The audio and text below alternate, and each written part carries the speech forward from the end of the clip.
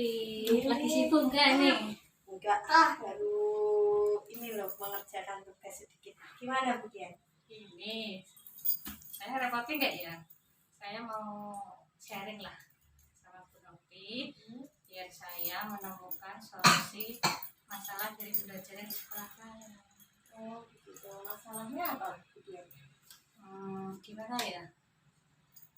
Masalahnya itu dari saya atau dari peserta didiknya, saya sendiri malah belum begitu paham ya kenapa pembelajaran di sekolah saya itu murid-murid itu kayaknya gimana gitu loh Bu Nabi, jenuh atau gimana ya, dia itu kurang apa, saya yang kurang menarik untuk pengajarannya, pembelajarannya itu, karena murid itu saya rasa kurang bergairah, kurang menyenangkan. Apa karena daring ini temannya sedikit, ada jaga jarak, apa ya karena pembelajarannya saya yang kurang berkenan di anak-anak itu.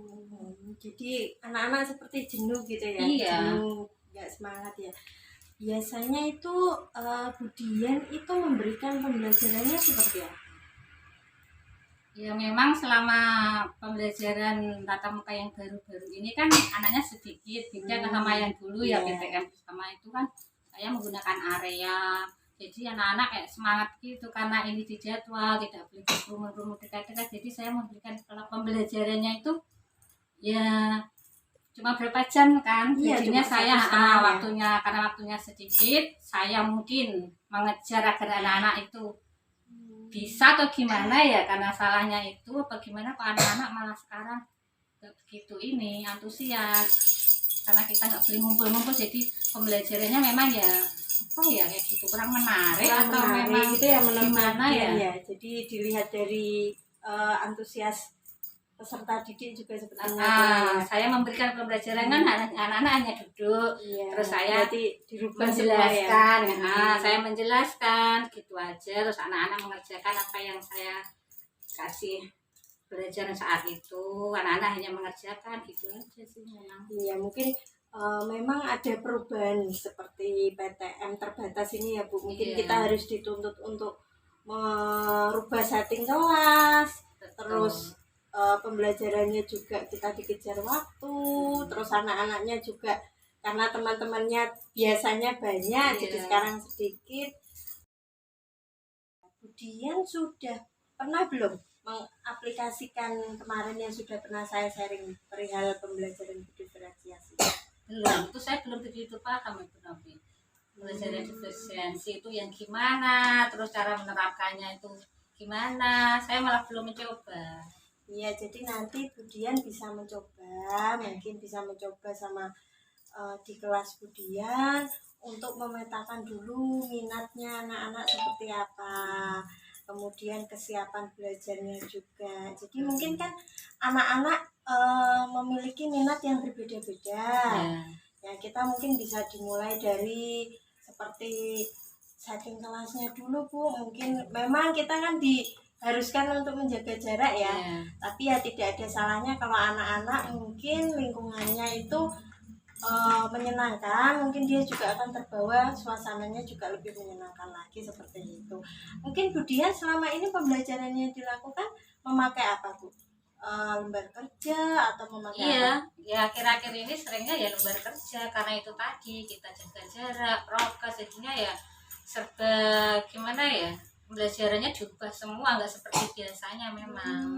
Ya berarti dari lembar kerja itu ya mungkin anak-anak merasa bosan mungkin ya diberikan hanya lembar kerja berupa majalah seperti printout seperti itu ya.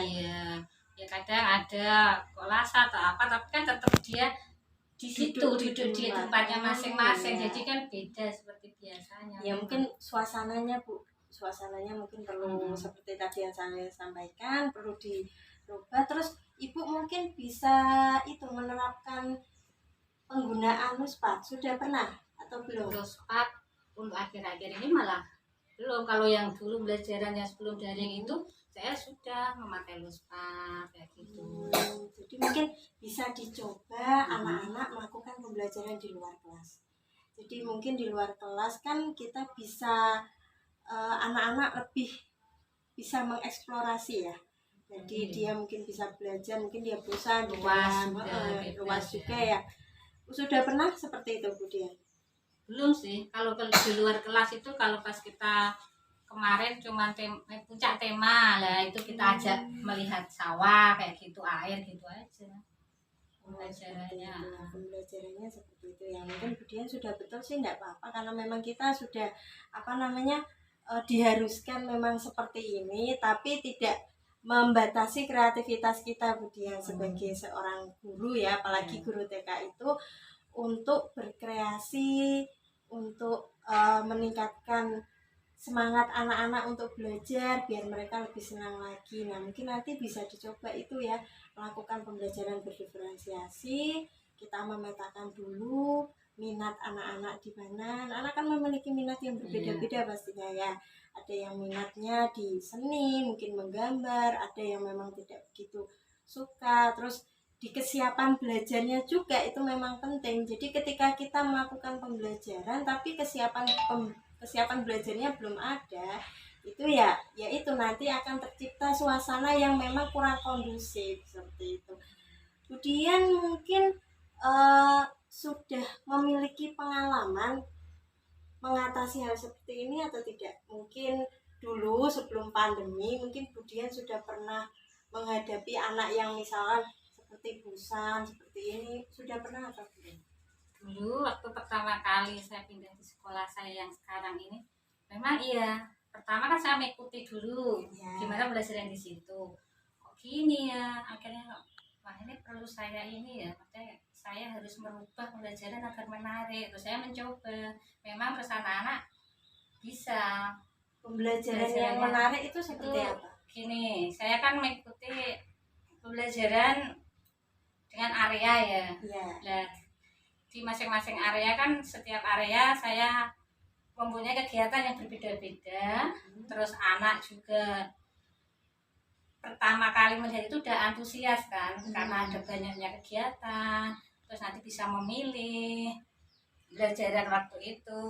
Terus anak-anak tidak harus berebutan untuk mengikuti kegiatan masing-masing. Pertama kali kan udah ada kesiapan, udah saya beri anak-anak penjelasan, akhirnya mereka senang tiap hari. Terus ada pandemi ini saya malah kesusahan sendiri gimana memilih pelajaran yang menarik. Kalian bisa menggunakan pembelajaran yang seperti itu, jadi tetap menyeting kelasnya menjadi area itu enggak masalah. Jadi kan kita kan cuma memang dihadapkan pada jaga jarak ya. Iya itu tadi memang. Itu tidak mengharuskan kita untuk menghilangkan seperti itu. Jadi kita setting saja enggak masalah, seperti area itu sudah termasuk pembelajaran berdiferensiasi. Gitu. Iya, yang area itu sudah termasuk pembelajaran diferensiasi karena kan dia sesuai dengan minat anak.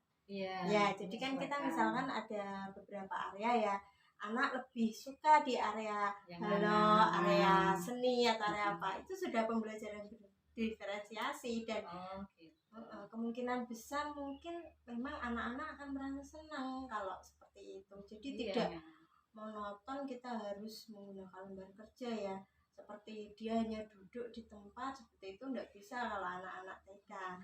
Bisa dicoba itu Budian. Jadi Budian bisa mencoba itu tadi ya, menyeting lagi bagaimana membuat setting kelas itu yang area tadi bisa digunakan. Kemudian mungkin langkah apa lagi selain itu? Ini benar insya Allah ya, mungkin saya akan menerapkan lagi. Tapi itu tadi, kalau kemarin kegiatan 4-5 lah, karena kelas saya kan mungkin nggak begitu lebar, mungkin untuk antisipasi prokesnya masih berjalan, mungkin sampai 3 gitu nggak apa-apa ya sebenarnya. Oh nggak apa-apa, yang penting kan kita sudah sesuai dengan apa namanya kompetensi dasar yang harus kita tingkatkan, itu sudah ada semua, nggak masalah.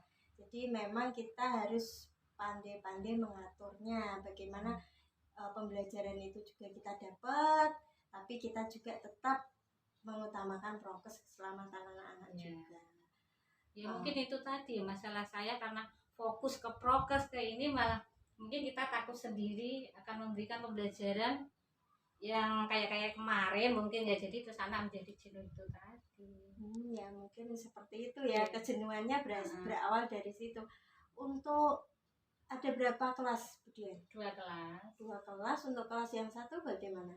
Kelas 1 sama Bu Dewi ya sama. Ya Sama begitu, berarti iya. ya Karena dicoba. kita menerapkan itu tadi, karena jaga jarak, anak di sana kita hanya menjadi mentor, kita Iya, hanya menjadi di depan. di depan kan, anak-anak mengerjakan. Karena itu tadi kita mungkin ya karena satu itu tadi loh, kita menjaga jarak lah, itu Iya, malah menjadi iya. beban. Iya, jadi memang kalau untuk anak-anak tidak bisa disetting seperti SD atau SMP ya. Ya memang tetap harus memang karena kodrat anak untuk bermain, ya memang kita ciptakan suasana yang menyenangkan, baik itu di dalam kelas maupun di luar kelas. Jadi Budian itu seumpamanya Budian sudah menerapkan itu di dalam kelas, bisa dicoba juga di luar kelas. Jadi anak-anak bisa mencari sumber belajar dari lingkungan. Itu juga kan memang penting untuk mengatasi kebosanan itu tadi, kejenuhan itu tadi. Dari hasil itu tadi, hasil belajar anak menurun juga, Bu? Iya, berarti ya otomatis lah menurun, hasil dari pembelajaran anak menurun, dari kitanya sendiri, gurunya mungkin juga kreativitasnya juga malah menurun. Iya, kan karena terkendala itu tadi ya. Iya, nanti kan tadi Budian sudah menyampaikan langkah-langkahnya. Untuk yang pertama tadi menerapkan ya seperti sebelumnya, area-area itu juga menerapkan pembelajaran berdiferensiasi, juga bisa dicoba untuk Luspat tadi ya. Luspat sudah pernah ya. Nah, nanti untuk Luspat kemudian bisa dicoba lagi untuk melakukan selingan pembelajaran di luar kelas juga. Eksperimen. Ya, eksperimen. Banyak Bu sumber belajar di luar itu sebenarnya. Jadi anak bisa menggali pengetahuannya sendiri di luar itu. Jadi dia bisa tahu secara langsung di mana rumah semut seperti itu kan, ada perbedaan daun kering, daun segar. Nah, itu kan memang tidak bisa kita dapatkan di dalam kelas ya. Oh iya, kalau pembelajaran di luar kelas itu apa kita juga gini Bu Nawi, maksudnya memberikan sama tema kita sekarang. Kalau sekarang kan alat komunikasi, sama kita di luar. Saya malah kebingungan mau ngasih apa untuk anak-anak lagi pembelajarannya, temanya alat komunikasi. Ya, untuk menerangkan anak-anak tadi kalau kayak laptop, TV, radio ada di ruang kelas. Kalau contohnya untuk itu kita pembelajaran di ruang kelas itu yang kayak gimana? Nah, mungkin kalau untuk tema alat komunikasi, Budian kan sudah memperkenalkan tadi ya, seperti laptop, handphone, TV seperti itu. Iya. Apa Budian sudah pernah mengenalkan anak-anak alat komunikasi tradisional? Paling itu kentongan, tapi tidak punya, hanya gambarnya saja. Nah, itu mungkin bisa anak-anak bereksperimen membuat kentongan. Itu dilakukan di luar kelas bisa. Kita bisa ke ronde-ronde itu ya, mungkin ada kentongan atau apa gitu. Nanti misalkan kentongan kan tidak, misalkan kita bisa bebas ya anak-anak, tidak harus membuat kentongan itu dari bambu. Jadi anak-anak, Bu, aku mau membuat kentongan misalkan dari dia menemukan sebuah kaleng misalkan. Bu, aku mau buat kentongan, dan dia mempraktekkan. Itu kan adanya memang bisa kita eksplor ketika kita ada di luar kelas juga, gitu. Betul, ya. Alat komunikasi itu juga perlu juga dikenalkan sama anak-anak. Misalkan membuat HP juga kan dari gelas aqua yang ada talinya, itu juga bisa Bu. Kita dulu masih SD juga gitu ya. Itu kan seneng dia pasti. Misalkan kita ngajak bermainnya anak-anak kan di luar, seperti itu juga membuat mengurangi kejenuhan mereka kan, selain di dalam kelas gitu. Mungkin ada kendala lagi mungkin yang Budian hadapi? Sudah memiliki gambaran ya? Sudah memiliki gambaran. Nah, langkah-langkahnya ya. Budian sudah memiliki gambaran langkah-langkahnya. Kira-kira kapan Budian akan mengeksekusi langkah-langkah tadi? Ya secepatnya, agar peserta didik saya kembali bergairah, kembali senang untuk mengikuti pembelajaran saya. Ya seperti itu. Nanti bisa Budian segera dieksekusi itu tadi ya. Iya. Langkah-langkahnya sudah bagus. Nanti coba dibicarakan lagi dengan ibu kepala sekolah Budian. Iya. Jadi kan mungkin nanti ada antara kelas yang satu dan kelas lainnya bisa sama seperti itu. Betul. Karena biasanya itu kayak ada kesenjangan ketika kelas yang satu sudah membuat pembelajaran seperti itu, tapi yang kelas satunya belum. Nah, nanti mungkin Budian juga bisa menambahkan langkah-langkah Budian itu untuk melakukan refleksi dengan temannya. Jadi sama-sama melakukan refleksi, nanti kekurangannya apa, nanti bisa ditingkatkan lagi. Dan nanti Budian juga perlu nanti bisa coba browsing kegiatan yang ada di luar kelas apa saja, mungkin pembelajaran nuspat itu apa. Tadi kan Budian juga menjelaskan belum begitu memahami ya pembelajaran berdiferensiasi kan. Nanti coba kita belajar lagi bersama, terus Budian bisa browsing lagi mencari tahu pembelajaran berdiferensiasi itu apa gitu ya. Saya suka sekali Budian. Nah, Budian seperti ini kayak mengingatkan saya memang di kelas itu banyak sekali masalah. Salah satunya memang seperti itu tadi ya. Tapi Budian sudah banyak sekali masalah sebenarnya. Iya. Apalagi area pas ketika pandemi ini ya. Nah, itu langsung kita harus dituntut untuk merubah semuanya. Kita harus beradaptasi. Iya. Nah, tapi Budian tetap semangat ya. Iya sih, harus semangat. itu. Harus demi anak-anak juga. Jadi Budian sudah bisa mencari solusi bagaimana membuat anak-anak kembali semangat juga belajarnya, dari semangatnya Budian juga. Nah, itu yang saya sukai dan memang itu yang saya harapkan. Berarti Budian hari ini selain sudah menemukan solusi, Budian juga menemukan teknik-teknik ya, seperti itu. Dan mendapatkan pengalaman baru dari Bu Novi. Iya, kita sama-sama belajar ya. Ya, terima kasih ya Budian ya. Sama saya terima kasih. Oh iya. Saya terima kasih juga sudah berbagi pengalaman sama Budian hari ini. Nanti kalau kapan-kapan saya punya masalah lagi, senggan-senggan ya saya ke Bu Novi. Dengan misalnya ya. Oke, terima kasih ya. Sudah, kalau gitu sudah dulu ya. masuk Bu. Kita masuk dulu ya, anak-anak sudah mulai. Terima kasih Bu Novi. Saya langsung pamit ya. Sama-sama. Assalamualaikum. Waalaikumsalam.